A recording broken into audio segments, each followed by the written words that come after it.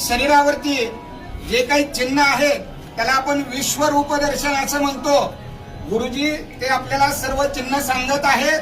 आपण सर्वांनी इकडे लक्ष द्या। भक्त पुंडलिकाने दिलेली वीट आहे, ही वीट आहे, त्या विटेवरती देव उभा आहे। मुक्तकेशी नावाची दासी होती, त्या रूपाने नाजूक होत्या, त्यांना नाजूक असलेलाचा गर्व होता।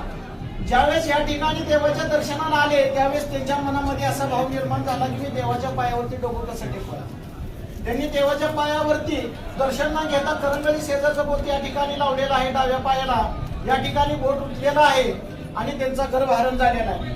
ही कृष्ण अवतारातील गुरराखाची काठी आहे, पितांबराचा सोगा आहे, डाव्या हातामध्ये शंख आहे, उजव्या हातामध्ये कमल पुष्प आहे, कमरेला वासनी वेलाचा कळतोडा, अर्धांगी रुक्मिणी मातेला बसण्यासाठी दिलेली जागा आहे।